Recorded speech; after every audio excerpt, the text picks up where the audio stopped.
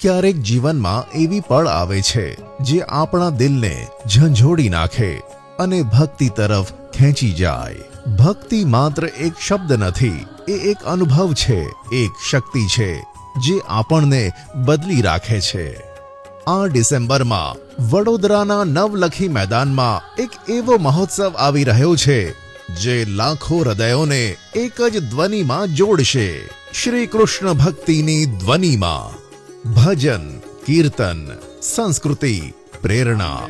આ છે શ્રી વ્રજરાજકુમારજી મહોદયશ્રીની અધ્યક્ષતામાં આયોજિત ગ્લોબલ હિન્દુ વૈષ્ણવ પ્રેરણા મહોત્સવ, જ્યાં ભક્તિ જીવનનું ઉજાસ બની જશે.